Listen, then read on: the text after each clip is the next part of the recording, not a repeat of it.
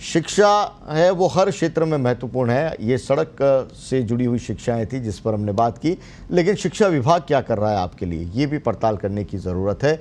Corona के संक्रमण काल में लॉकडाउन की वजह से प्रभावित हो रहे शिक्षा विभाग के कामकाज को लेकर शिक्षा राज्य मंत्री ने आज वीडियो कॉन्फ्रेंसिंग की और अलग अलग शिक्षक संगठनों के पदाधिकारियों से बातचीत की।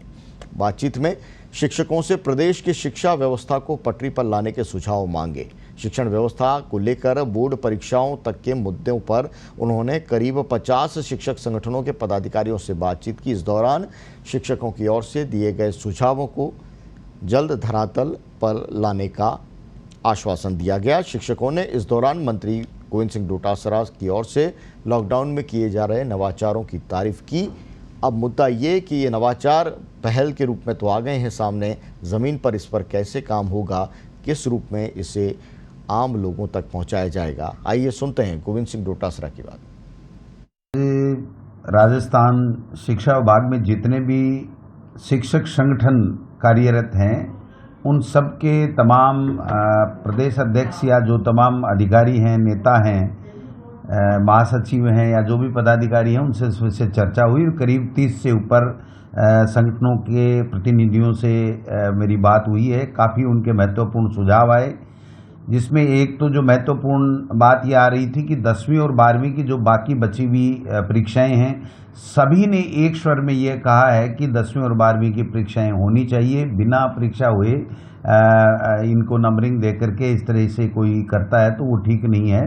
चाहे समय लगे, लेकिन 10वीं और 12वीं की एग्जाम्स होनी चाहिए, ये शिक्षक संगठनों की मांग आई है। तो इसके बारे में हमने कहा कि माननीय मुख्यमंत्री जी आज या कल में हमसे शिक्षा विभाग के बारे में अहम चर्चा करने वाले हैं, तो उनके मार्गदर्शन में जो भी फैसला होगा वो लिया जाएगा। दूसरा, जो शिक्षकों की 17 मई से जो समर वेकेशन हो रहे हैं, ग्रीष्मकालीन छुट्टियां हो रही हैं, उसमें जिन लोगों ने अब तक ड्यूटी कर ली उनको हमने कल फ्री करने का ऑर्डर हमारे निदेशक महोदय ने निकाला था और बाकी के लोगों को हमने लगाने के लिए बात कही थी। तो उसमें कई तरह की जो परेशानियां थी वो उन्होंने बताया। कईयों ने तो कहा कि भाई हम यहाँ से कैसे जाएंगे, सामूहिक बस की कोई व्यवस्था जिले के आधार पे कर दी जाए, जिससे बाड़मेर वाले झुंझुनू से या सीकर से ऐसे चले जाएं। तो ये हम लोग सरकार से बात करेंगे कि किस प्रकार से हम सार्वजनिक परिवहन की हम लोग ड्यूटी कैसे उनको इंगेज कर सकते हैं। और भी सवाल हैं जो तमाम लोगों के मन में। तो गोविंद सिंह डोटासरा इस वक्त हमारे साथ में फोन लाइन पर जुड़े हुए हैं, प्रदेश के शिक्षा मंत्री। बहुत बहुत स्वागत है आपका गोविंद जी, पत्रिका टीवी पर। नमस्कार। नमस्कार। आपने आज शिक्षक संगठनों के प्रतिनिधियों से बातचीत की, क्या नए सुझाव आपको मिले हैं? तमाम जो आपने प्रयास किए वो तो आपके पूरे बयान में हमने देखा, और क्या नए सुझाव लिए? और दूसरी महत्वपूर्ण बात है कि 10वीं की परीक्षा का क्या होगा? 10वीं और 12वीं की जो बोर्ड की परीक्षाएं हैं उसके बारे में मेरी करीब 30 शिक्षक संगठनों से बात हुई है। 2 घंटे तक हमारी वार्ताएं चली। कुछ लोगों से हम बात कर भी नहीं पाए समय अभाव के कारण से। सबका लगभग का 99.99% लोगों का एक ही बात थी कि 10वीं और 12वीं चाहे कोरोना की वजह से लेट हो, लेकिन इनका अपना महत्व है, इसलिए इन बच्चों की परीक्षाएं होनी चाहिए। ये जीवन भर उनके काम में आती है 10वीं और 12वीं की मार्कशीट जी। एक तो ये था जी। दूसरा, जो डीपीसी है वो बैकलॉग के साथ में रिव्यू डीपीसी और डीपीसी जल्दी हो इस कोरोना में ही, मतलब ऑनलाइन कैसे भी करके, और डीपीसी की कार्रवाई कराई जाए, ये कर्मचारियों की मांग रही। तीसरा, जो कोरोना में ड्यूटी लगाई गई थी वो काफी लोगों को हमने कल एक आदेश निकाला था कि भाई जो लोग ड्यूटी 1.5 महीने से कर रहे हैं उनके अलावा जो घर चले गए थे बिना अनुमति के और जो घर बैठे हैं वो लोग अब शेष समय में 1.5 महीने जो समर वेकेशन है उसमें काम करेंगे। तो उनमें कुछ से उनकी शंकाएं थी, कुछ छूट वो चाहते थे, स्थिलन चाहते थे कि महिलाओं को है या जिनके सेवानिवृत्ति के लिए 1-2 साल के बच्चे हैं उन लोगों के लिए 25 तारीख तक, रोजेदारों को 25 मई तक रोजे हैं तो उनके लिए वो छूट चाहते थे। तो काफी उनके सुझाव आए, उनको हम गंभीरता के साथ में चर्चा करके और उनकी बात करेंगे।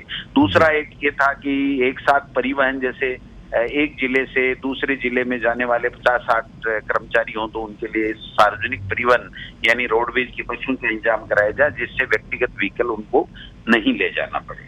चौथा उनका ये था कि भाई हमें वहां जाते ही क्वारंटाइन कम से कम नहीं किया जाए, वरना तो फिर हमारा जाने का कोई मतलब नहीं है, हम ड्यूटी कैसे दे पाएं। तो इस बारे में भी हम उच्च अधिकारियों से हमारे संपर्क करेंगे, जो हमारे SCS हेल्थ वगैरह है, उनका क्या रूल है क्या नहीं है, किस तरीके से हम लोग कर पाएंगे।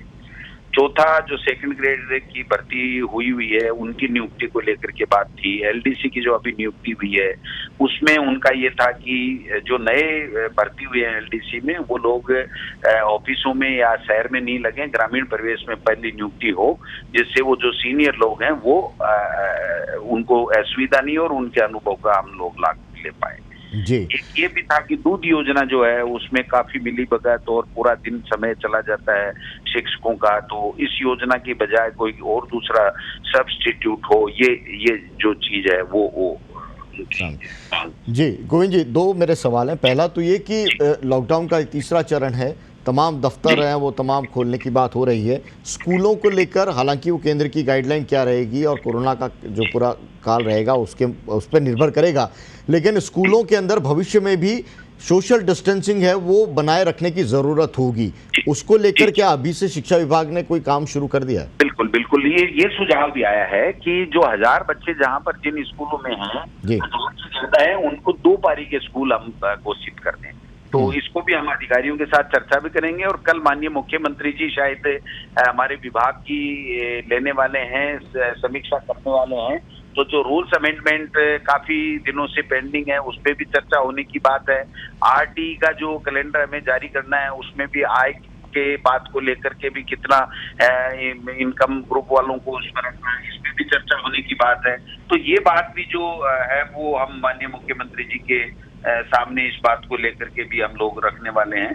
तो मैं समझता हूं जो सारी चीजें हैं उनको हम लोग आज हमने फीडबैक लिया और कल या परसों में जब भी माननीय मुख्यमंत्री जी हमें समय देंगे तो हम शिक्षा विभाग के तमाम जो विषय हैं जो हमारे पास में आए हैं उनको लेकर के माननीय मुख्यमंत्री जी का मार्गदर्शन चाहेंगे। जी, एक आखिरी सवाल इसमें है कि 10वीं की आप कह रहे हैं कि 10वीं और 12वीं की परीक्षा का महत्व है, इसको टाला नहीं जाए, तो कब तक के आसार हैं और उसके बाद में अगला सेशन है वो कैसे उसको बैलेंस करेंगे?